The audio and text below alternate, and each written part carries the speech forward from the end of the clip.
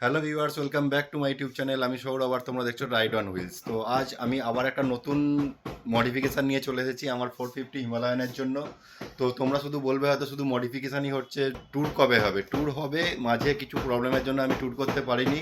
তো এই হচ্ছে আমার দোকান। সবার আগে দেখিয়ে দিই আমার দোকানটা। আমার রাইডিং গিয়ার সিরিজ শপ আছে।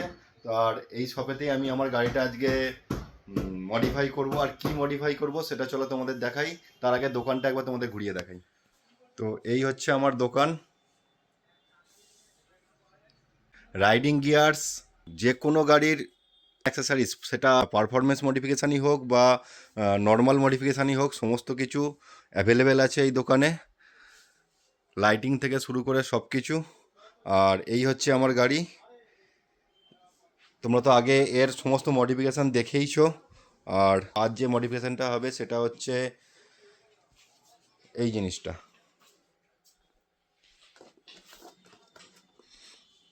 এটা এটা কি আছে? এটা হচ্ছে size stand. Royal Enfield new size stand launch করেছে, যেটা হচ্ছে সোজা সাইজ স্ট্যান্ড। আমাদের আগের যে সাইজ স্ট্যান্ড রয়্যাল এনফিল্ড মানে হিমালয়ান 450-তে ছিল, সেটা এই সাইজ স্ট্যান্ডটা। এই যে যা গাড়িটা অনেকটা লিন হয়ে থাকতো। আমার বাইকটাকে ফুল লাগেজ লোড করে যখন কোনো ট্যুরে বেরোবো, তখন মানে গাড়িটাকে সাইড স্ট্যান্ড থেকে সোজা করতে অনেকটা ক্ষমতার প্রয়োজন হয়। কারণ সাইড স্ট্যান্ডটা অনেকটা লিন হয়ে থাকে, অনেকটা বেঁকে থাকে। তো গাড়িটা এমনিতেই অ্যাপ্রক্স 200 কিলো ওয়েট, তার ওপর এত অ্যাক্সেসরিজ ফিটিং আছে।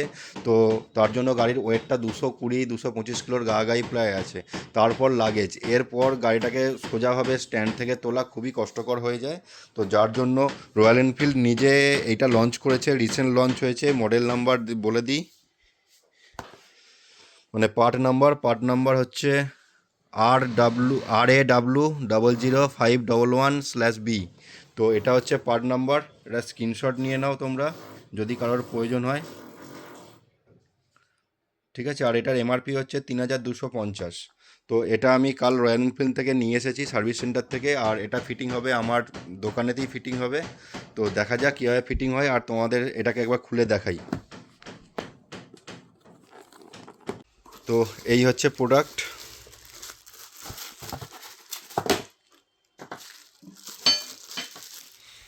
তো এই হচ্ছে সাইজ স্ট্যান্ড। এর সঙ্গে কোনো ফিটিংস দেয়নি, পুরোনো ফিটিংসটাই কাজে লাগবে আবার। আর এটার সঙ্গে মিলিয়ে একবার দেখা যাক। তো তোমরা দেখতে পাচ্ছ এইভাবে দুটোর লম্বাটা সেম, বাট এটা যেমন একটু বাঁকা টাইপের, এটা পুরো স্ট্রেট। আর পায়ের যে ফুটটা আছে, এই ফুটটা একটু পাতলা, আর এর ফুটটা অনেকটা বড়। আমার এটা একটা ফুট শু লাগানো আছে, সাইড স্ট্যান্ড এক্সটেন্ডার যেটা বলে, ফুট শু, এটা লাগানো আছে। আর এখানে যে স্প্রিংগুলো আছে, স্প্রিং আর সেন্সারটা এর সঙ্গে ফিটিং হবে। আর সাইড স্ট্যান্ডটা ডাউন করার জন্য এইখানে একটা ভালো অপশন ছিল পুরোনোটায়।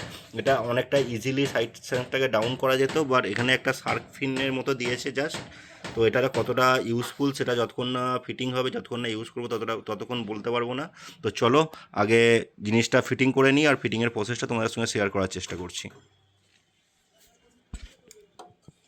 তো এখানে একটা লক আছে, যেটা কোনো পেঁয়াজ সিস্টেম না, শুধু লক। তাই তো, কী বলে এটাকে? ওই যে জিনিসটা দেখা, কোথায় গেল? এই যে, এই জাস্ট পাতা দিয়ে ওখানে লক করা ছিল। এটা এই লক প্লাসের মাধ্যমে এটা খোলা হলো। এবার স্প্রিং আর সেন্সারটা খুলতে হবে।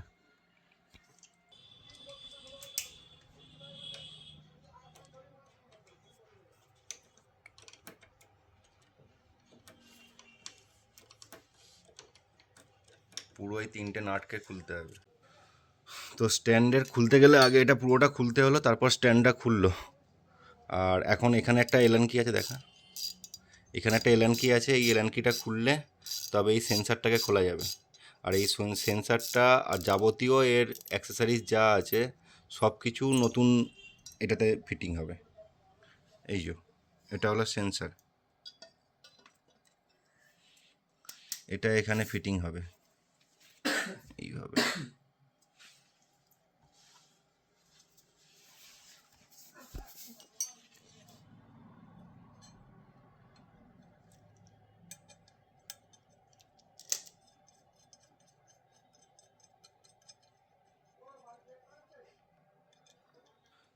তো পুরনো স্ট্যান্ড থেকে এই গুটিটাও, রাবারের গুটিটাও খুলতে হবে, কারণ এটা না থাকলে ওখানে আবার এই জায়গাতে ঠেকবে স্ট্যান্ডে যখন তোলা হবে। তো পুরনো গুটিটা নিয়ে এতে ফিটিং করতে হবে।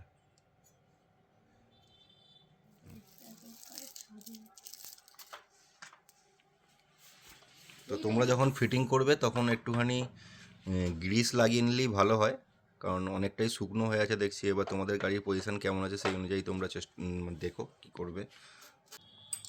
সেন্সারটায় গ্রিস দেওয়ার প্রয়োজন আছে? না না,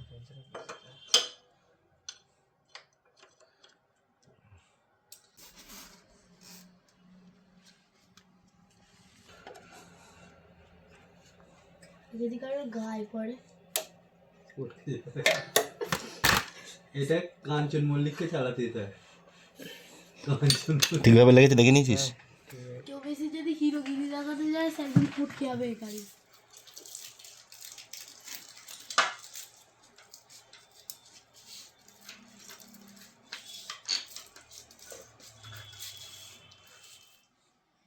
তো সাইজ স্ট্যান্ড ফিটিং কমপ্লিট। আর পুরনো যে এক্সটেন্ডারটা আছে, সাইজ স্ট্যান্ড এক্সটেন্ডার মানে শুটা যেটা আছে, এটা এতে ইনস্টল মেবি হবে না, তবু না হবেই না, মেবি নয়, হচ্ছে না, কারণ এর ফুটটা অনেকটা চওড়া, এর ফুটটা অনেকটা সরু। হ্যাঁ, তো ফিটিং হবে না। এর জন্য আলাদা কোম্পানি, কোনো ফুট শু বা এক্সটেন্ডার বার করেছে কিনা আমি এখনও পর্যন্ত জানি না, এটা আগে আমাকে খোঁজ নিতে হবে। তো সেন্সার পুরোপুরি কাজ করছে, দেখা হয়ে গেছে, এখন দেখা যাক গাড়িটা কতটা লিন হয়।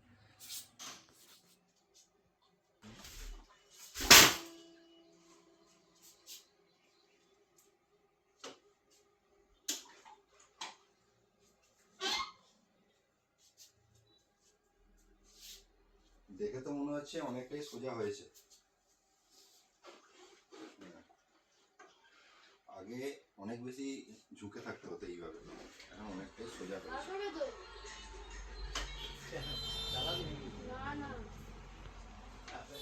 তো যেটা বলছিলাম আপনাদের, যে শার্ক ফিনের জন্য কতটা ইউজেবল হবে এটা জানি না, তো মোটামুটি ইউজ করা যাচ্ছে, কোনো অসুবিধা হচ্ছে না। ওটাতে আরও বেশি ইজি ছিল ইউজ করা, বাট এটাতে কোনো প্রবলেম আপাতত হচ্ছে না। তো চলো ভিডিওটা এখানেই শেষ করা যাক, এরপরে আবার নতুন মডিফিকেশান, নতুন ট্যুর, তার ভিডিও আসবে। তো চলো তোমরা লাইক শেয়ার কমেন্ট করে দিও, আর সাবস্ক্রাইব করতে তো একদমই ভুলো না। আজকের মতো ভিডিওটা এখানেই শেষ করছি, বাই।